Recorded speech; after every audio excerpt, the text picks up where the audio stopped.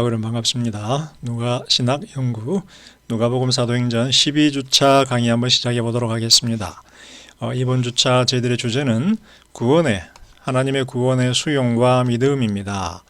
여기 보면 구원이라고 하는 것은 하나님이 제시하죠. 그래서 하나님이 항상 주제이고요. 수용과 믿음은 인간의 반응을 의미하죠. 그래서 인간의 주체입니다. 그래서 하나님의 구원이라고 하는 것은 하나님 편에서 제공이 되어야 하고요.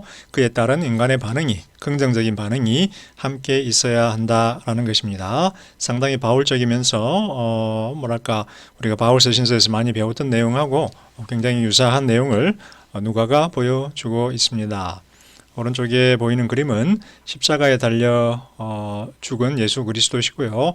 하늘에 하나님이 보이시네요. 구름이 있는데 이거는 뭔지 모르겠습니다. 이게 스카이 콩콩도 아니고 뭔가 좀 이상한데 제 눈에는 1543년 울프 후보라는 사람에 의한 구원의 알레고리, 구원의 비유 내지는 알레고리, 구원의 알레고리라고 이렇게 제목이 붙여져 있네요. 왜 이게 나팔거리는지는 모르겠고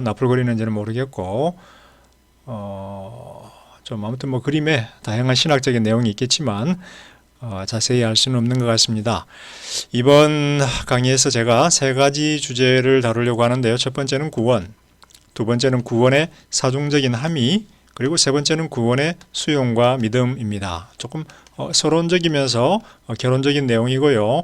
구원에 관한 네 가지 중요한 함의에 대해서 살펴볼 것이고, 그 다음에 이제 인간의 반응, 수용과 믿음이라고 하는 인간의 반응에 대해서 한번 살펴보려고 합니다. 첫 번째, 구원입니다. 누가와 구원에는 주관적인 양상이 있고 객관적인 양상이 있습니다. 객관적인 양상이라고 하는 것은 인간 구원의 근거가 되는 하나님의 구속적인 사역이 있다라고 하는 것이죠. 하나님의 구속적인 사역이 이미 성취되었고 제공되었습니다. 그래서 이게 바로 예수 복음입니다. 그래서 객관적인 내용이 그 안에 담겨 있다. 예수를 통해서 이루어지고 완성이 되었지요. 따라서 누가의 구원 이해의 가장 핵심적인 요소입니다. 하나님이 구원을 제시하지 않았더라면 인간의 노력이나 반응, 믿음, 그런 모든 어떤 그런 것들이 의미가 없을 것입니다. 구원에 객관적인 양상이 있다면 주관적인 양상이 있습니다. 인간이 보여야 하는 반응이죠. 하나님이 해주셨다면 인간이 해야 할 내용입니다. 하나님의 복음에 대한 반응입니다. 회심을 해야 되죠. 그리고 회개를 해야 됩니다. 왜 무슨 말일까요? 예수님의 사역이 십자가에서의 대속의 죽음입니다. 기본적으로 예수의 사역의 핵심은 대속의 죽음입니다. 대속의 죽음의 의미는 바로 죄의 문제의 해결이지요.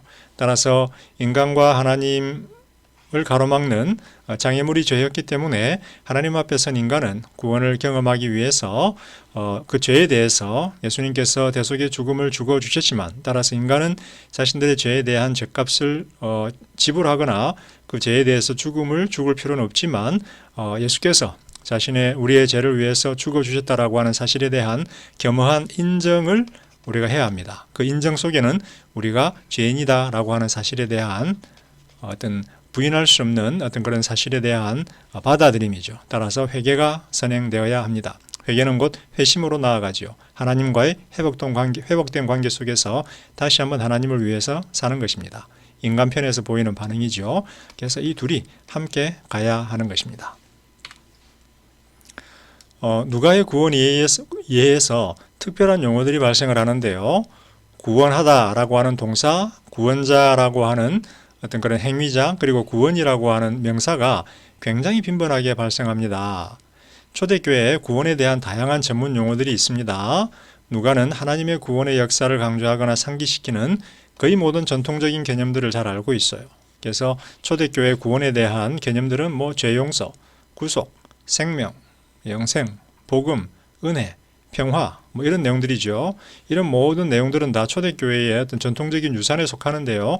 누가는 이 내용들을 다 잘 알고 있습니다.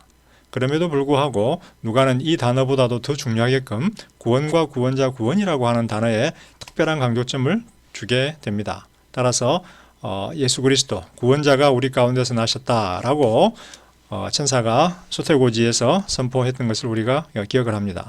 천사가 그랬나요? 마리아가 고백을 했나요? 지금 기억이 가물가물한데 아무튼 누가복음 1, 2장에서 예수가 구원자, 세이비어로 그렇게 불리고 있습니다. 기독론 강의에서 제가 언급을 했던 것 같습니다. 누가와 구원, 그러나 통계적으로 볼 때 그리고 다른 공관 복음서들과 비교해 보면 누가는 구원에 대한 특별한 용어들에 매우 관심이 있습니다. 해방시키다, 구속이지요. 이런 용어들은 누가가 사용합니다. 예수님의 어떤 그런 첫 번째 설교, 누가복음 4장이었었죠? 3장이었나요? 예수님의 첫 번째 설교에서 이사야서 61장 1절을 인용을 하면서 첫 설교에서 해방이라는 단어를 사용했죠. 근데 누가는 구원하다라는 동사와 그와 연관된 명사형 용어들에 더 특별하게 관심을 기울입니다. 구원자, 구원. 자, 예를 한번 보도록 할게요. 세례 요한입니다. 세례 요한에 대한 묘사에서 누가는 마가처럼 요한의 사역을 이사야의 예언의 성취로 이해합니다. 그래서 누가는 마가를 따라가면서 세례 요한을 주의 길을 예비하는 자라고 이렇게 이야기를 합니다. 그래서 40장 3절에 이사야 40장 3절에 보게 되면 외치는 자의 소리에 이르되 광야에서 여호와의 길을 예비하라, 사막에서 우리 하나님의 대로를 평탄하게 하라. 자, 요 이사야 40장 3절을 마가는 인용을 하고 있고요. 누가도 인용을 하고 있습니다. 그래서 마가는 여기서 딱 끝나요, 인용이. 그런데 누가는 여기서 끝나지를 않고요. 계속해서 인용을 합니다. 누가복음 3장 6절에서 보면 이사야 40장 5절까지 인용을 합니다. 마가는 이것을 인용을 하지 않는데 누가는 3장 6절에서 이 5절을 이사야 40장 5절을 인용을 하거든요. 왜냐하면 여기 보면 인용을 하면서 누가가 이렇게 선포를 해요. 요거는 마가나 누가가 공통적으로 이야기하는 거고 요거는 누가만 이야기하는 거예요. 마가는 이야기하지 않는 거예요. 그래서 누가가 세례 요한을 이야기를 하면서 이렇게 이야기해요. 모든 육체가 하나님의 구원을 보리라 함과 같으니라. 자, 여기 재미있는 표현이 두 개가 있죠. 육체가, 모든 육체 하나님의 구원.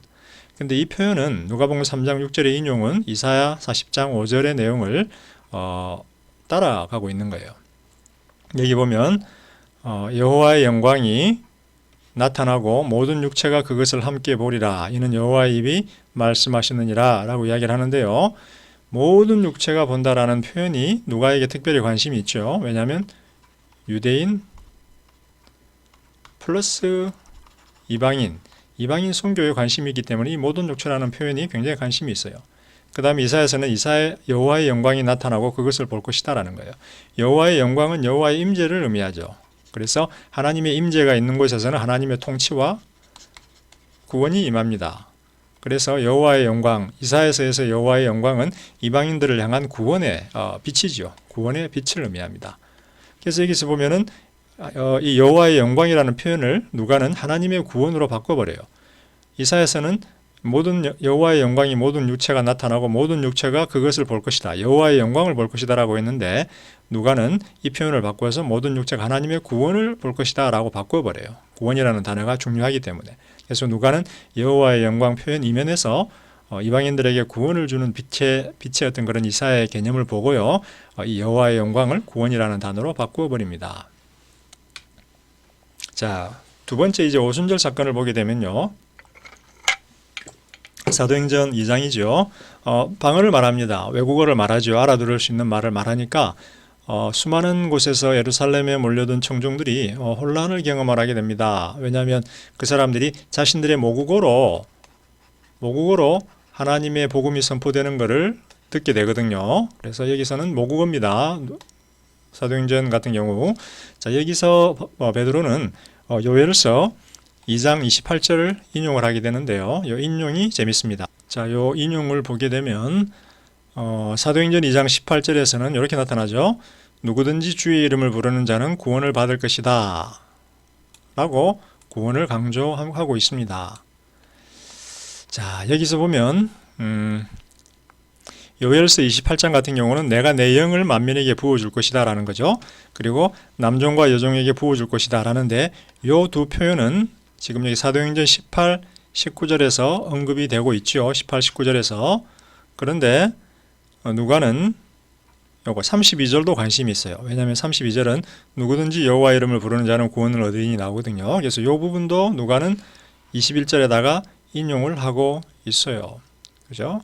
왜냐하면 여기 보면 누구든지 여호와 이름을 부르는 자는 구원을 얻는다라고 하는 표현에 관심이 있기 때문에. 그래서 요엘서를 오순절 사건이니까 내용을 하나님의 영, 성령에 대한 언급만 하면 되거든요. 그죠?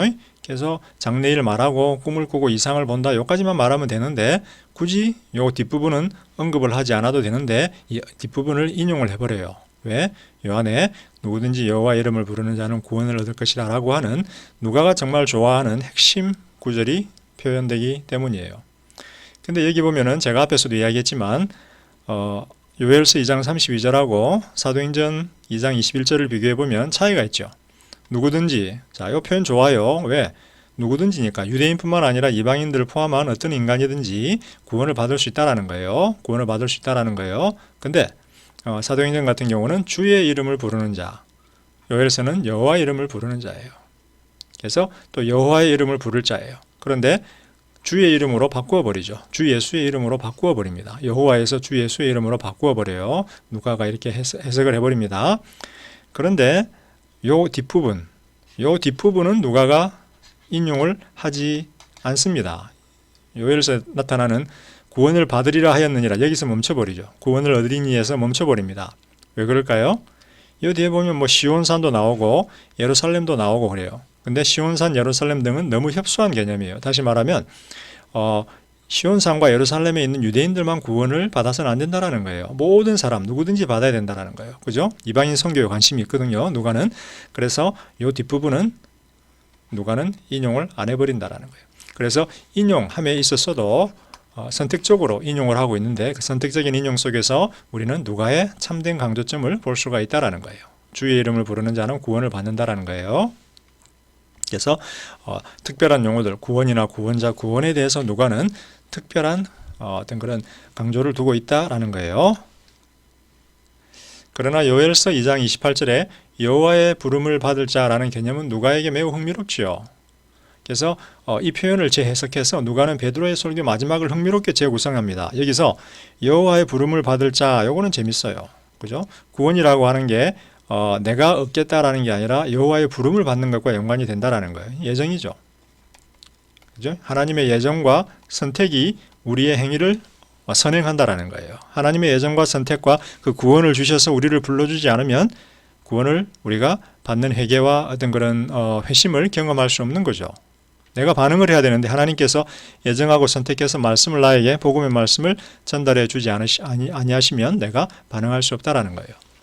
그래서 여호와의 부름을 받을 자라고 하는 요엘서 2장 28절 C의 부분이 너무 흥미롭거든요. 그래서 베드로는 자신의 설교 제일 마지막에서 이 표현을 이렇게 해석을 해버려요. 너희가 회개하여 각각 예수 그리스도의 이름으로 세례를 받고 죄사함을 받아라. 그리하면 성령의 선물을 받을 것이다. 이 약속은 너희와 너희 자녀와 모든 먼데 사람 곧 우리 하나님이 얼마든지 부르시는 자들에게 하신 것이라. 이렇게 해석을 해버려요. 우리 하나님이 얼마든지 부르시는 자. 너희 자녀 모든 먼데 사람. 자, 이 속에서 어떻게 되나요? 이방인들이 포함이 돼버리죠. 그죠? 예루살렘과 시온산을 넘어서는 모든 이방인들을 포함시켜 버린다라는 거예요. 사실 이 표현은 이사야서 57장 19절에 등장하는 거죠. 먼 데 있는 자이든지 가까운 데 있는 자이든지 평강이 있을지어다. 내가 그를 고치리라. 물론 이사야서에서 먼 데 있는 자들은 엑사일이니까 뭔가요? 망명 중인 이스라엘이고 가까운 데는 이제 팔레스타인, 유대 땅에 있는 이스라엘이에요. 유대 땅에 있는 이스라엘인들, 유대인들이에요. 망명 중에 있는 유대인들, 유대 땅에 있는 유대인들인데 먼 데 있는 자, 가까운 데 있는 자. 근데 이거를 누가는 인용을 하면서 이방인으로 재해석을 해버립니다. 그래서 누가는 이사야서를 여기 요엘서하고 합침으로써 구원의 대상을 유대인과 이방인들 모두를 포함하는 우주적인 청중으로 확대를 해버린다라는 거예요. 그리고 이제 40절 마지막 결론부에서 또다시 누가는 구원의 중요성을 강조합니다. 여러 말로 확증하여 권하여 이르되 너희가 이 패역한 세대에서 구원을 받으라 하니라. 그래서 구원이라고 하는 표현을 누가는 굉장히 강조를 하고 있는데 베드로의 설교에서 그게 두드러지게 드러나고 있다라는 겁니다. 그리고 이 구원을 표현함에 있어서도 너희 자녀와 모든 먼 데 있는 자, 즉 이방인 선교에 대한 관심을 또 누가는 표현하고 있다라는 겁니다. 그래서 이제 여러분들이 이렇게 얘기를 하시면 될 것 같아요. 베드로의 설교나 세례 요한의 설교나 뭐 여러 가지 해석들을 함에 있어서 누가가 그것들을 인용하고 재배치할 때 누가 자신의 신학적인 경향성과 관심에 따라서 조금 선택적으로 강조하는 부분들이 있다라고 하는 사실에 대해서 여러분들이 이해를 하고 받아들였으면 좋을 것 같아요. 그건 누구나 마찬가지죠. 우리가 객관적인 뉴스 리포트를 한다거나 할 때에도 우리 리포트하는 사람들, 리포터의 어떤 관점이 들어가는 거예요. 100% 객관적인 리포트는 불가능하죠. 예를 들어 가자 지구와 이스라엘 뭐 전쟁이 일어났다, 혹은 뭐 한국의 어떤 그런 뭐 큰 의사 문제에 대한 파업이 어떤 그런 분쟁이 일어났다 할 때 똑같은 상황을 리포트하더라도 그 관점에 따라서 내가 친이스라엘이냐, 친가자냐, 친팔레스타인이냐, 혹은 뭐 내가 친의사냐 아니면은 시민이냐에 따라서 똑같은 상황을 리포트할 때 강조점이 약간씩 달라진다라고 우리는 이해할 수 있어요. 그래서 이 부분에 대해서는 여러분들이 그 정도로 이해하시면 될 것 같고, 이제 두 번째입니다. 구원에 있어서 중요한 것은 오실 메시아 그리스도이죠. 다시 말하면 기본적으로 구원론, 누가뿐만 아니라 모든 구원론에는 기독론이 중요하게 역할을 합니다. 구약의 구원론은 하나님이 이루시는 하나님의 통치지만 신약에서 초대교회가 이해한 것은 기독론에 의해서 구원론이 완성된다는 거죠. 예수가 누구이냐, 무엇을 행하느냐, 어떤 분이냐에 의해서 구원론이 완성된다라는 겁니다. 따라서 오실 메시아의 개념, 그리스도의 개념에 대해서 한번 살펴보도록 하겠습니다. 예수의 탄생 이야기에서 잘 보여지듯이 사도행전에서 사도들이 선포하는 구원은 주 예수 그리스도의 죽음보다도 성육신 사건과 더 긴밀하게 연결이 됩니다. 예수님이 이 땅에 등장한 사건 자체가 하나님의 구원 제시라는 거죠. 그리고 그 성육신 사건의 결론이 바로 죽음이지요. 십자가에서 죽음입니다. 그래서 누가복음에서 보게 되면 누가는 성육신 사건을 더 강조하고 있다. 구원적인 측면에서 너희에게 한 구원자가 탄생했다. 그죠? 누가복음 2장 11절 목자들을 향한 주의 사자의 선포죠. 내 눈이 너희의 구원을 보았다. 아기 예수를 향한 시므온의 고백입니다. 족장들이 하나님이 그의 자비를 계시한 사건은 예수 그리스도 안에서입니다. 그래서 족장들의 하나님의 자비에 대한 예언도 그 계시의 사건도 예수 그리스도 안에서, 아브라함도 그죠?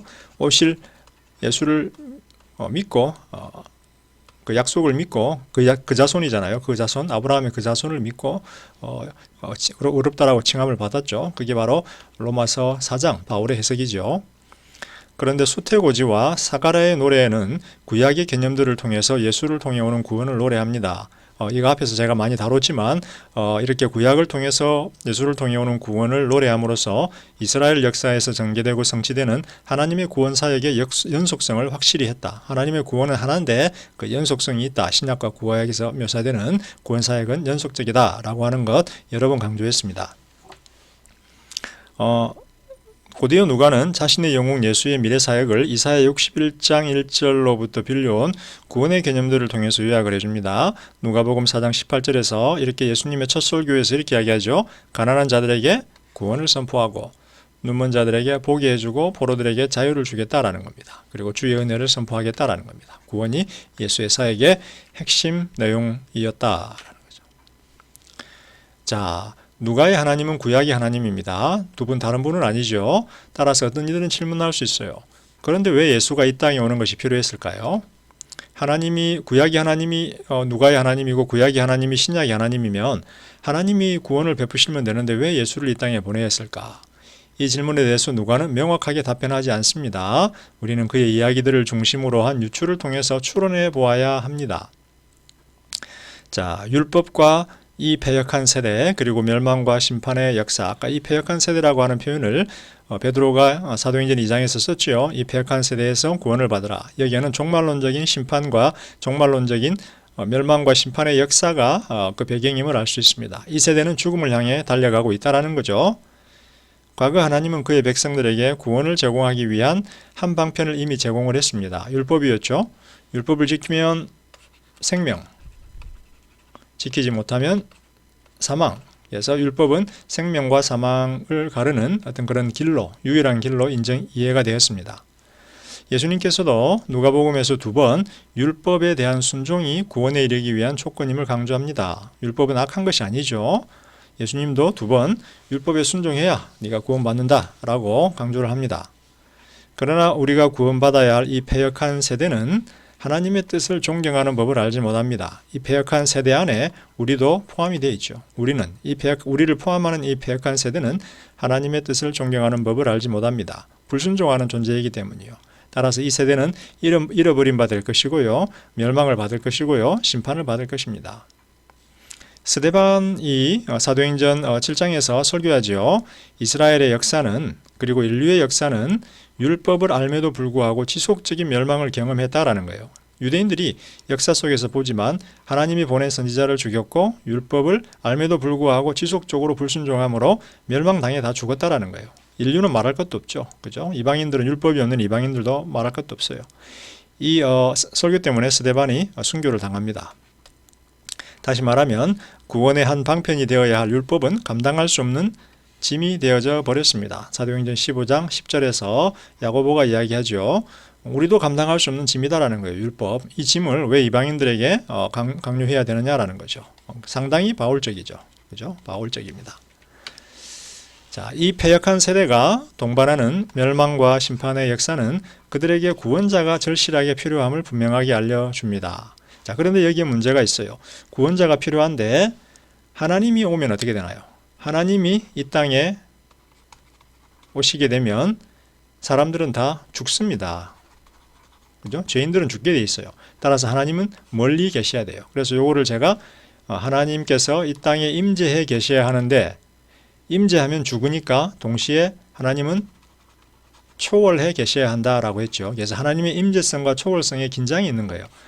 하나님이 이 땅에 오시면 구원이 임하는데 이 땅에 오면 다 죽는 거예요. 인간이, 죄인들이. 따라서 하나님은 초월해 계셔야 돼요. 이 두 가지가 동시에 만족이 되어야 된다라는 거예요. 그래서 방법은 뭐예요? 중재자가 필요합니다. 중재자, 그죠? 중재자가 필요해요. 그래서 때로는 하나님의 손, 하나님의 이름, 어떤 이런 것들이 그 구원을 이루고요. 하나님의 직접적인 어떤 그런 임재의 어떤 그런 부분적인 계시죠. 혹은 이제 천사들이 하나님의 역사를 구원의 중재자로 기능을 하게 되고요. 그 다음에 중요한 게 이제 메시아죠. 메시아. 하나님이 보내는 메시아가 중재자로 기능을 하게 됩니다. 다윗과 같은 메시아는 하나님의 백성과 왕국을 재정립하도록 하나님에 의해서 이 땅에 보내어집니다. 그래서 메시아와 함께 하나님이 임재하는 거죠. 그러나 메시아 뒤에 하나님이 간접적으로 계시기 때문에 인간들은 죽음을 피할 수 있게 됩니다. 그런데 다윗과 같은 메시아, 다윗의 자손은 다윗은 예수 그리스도에 대한 모형이죠. 원형이죠. 원형. 그래서 대형은 예수고 다윗은 예수를 상징하지요. 하나님의 아들이신 예수가 이 땅에 구원자의 사명을 가지고 보내어집니다. 예수는 하나님의 손가락, 하나님의 손의 능력을 통해서 마귀들을 쫓아내지요. 성령이죠. 그죠? 하나님의 손의 능력하면 성령과 동일시되고 있죠. 마귀들을 쫓아내고 인류를 하나님의 나라 가까이로 인도합니다. 예수는 그의 말씀을 통해서 사람들을 불러 모으고 구원과 평화를 선포합니다. 그래서 이 중재자는 하나님의 초월성과 임재 간의 갈등을 해소해 주는 분인데요. 모세나 다윗과 같은 사람들은 인간이에요. 그래서 인간 중재자이고요. 천사도 부족하죠. 하나님 자신이 아니죠. 그죠? 하나님의 손과 이름은 너무 간접적이기 때문에 하나님의 아들이 직접 중재자가 되었다라는 거예요. 하나님의 아들이니까 하나님 자신인데 임마누엘이잖아요. 하나님 자신이 아들과 함께하고 계신데 하나님이 아들 뒤에 계시기 때문에 초월해 계실 수가 있다라는 거예요. 그래서 임재와 초월이 초월 간의 긴장이 성육신한 하나님의 아들 예수를 통해서 해소가 된다라는 거예요. 예수가 성육신해서 인간이 되어야 하는 이유인 거죠. 그죠? 완전히 인간이고 완전히 신이 되어야만 인간과 하나님 간의 완벽한 중재를 이루실 수가 있다라는 겁니다. 자, 이제 세 번째, 누가의 구원의 특징은 인간의 반응을 요구한다라고 이야기했어요. 누가에게 예수는 하나님의 구원을 완성하시는 분입니다. 그죠? 그래서 예수님께서 누가복음 19장 10절에서 이렇게 말씀하시죠. 인자가 온 것은 잃어버린 자들을 찾고 구원하기 위해서다. 구원이 굉장히 중요합니다. 잃어버린 자들을 찾고 구원하기 위해서다. 이렇게 요약된 예수의 사역은 다양한 말씀과 행동 그리고 사역으로 표현됩니다. 예수님의 말씀은 항상 예수님의 사역은 말씀 그리고 행동, 기적이죠. 기적이나 귀신 쫓아냄 행동으로 함께 가게 됩니다. 구원의 선포, 즉 말씀은 하나님 나라의 임재와 도래의 형태로 선포되고 자동적으로 주어지는 것이 아니죠. 예수님의 사역을 통해서 성취되어야 합니다. 말씀하신 것을 예수가 성취해야 되는 것입니다. 그리고 예수를 통한 구원의 제공에 대해서 인간의 반응이 필수적으로 요청이 됩니다. 반응하지 않으면 받을 수가 없는 거예요. 그죠? 문둥병자 10명이 있었죠. 10명에게 뭐라고 그러나요? 가서 제사장에게 너희들의 모습을 보이라는 거예요. 가면 낫게 되는 거고 안 가고 머물러 있으면 그 말을 순종한 것이 아니기 때문에 믿음이 없었기 때문에 안 낫는 거죠. 그래서 듣고 반응해야만 한다라는 겁니다. 이게 굉장히 누가적인 내용이죠. 자, 이 반응을 누가는 믿음과 회개라고 칭하는데요. 자, 25분이 지나 버렸기 때문에 여기서 잠깐 우리가 브레이크를 가지고요. 나머지는 두 번째 동영상에서 여러분들하고 좀 더 자세히 나누어 보도록 하겠습니다. 감사합니다.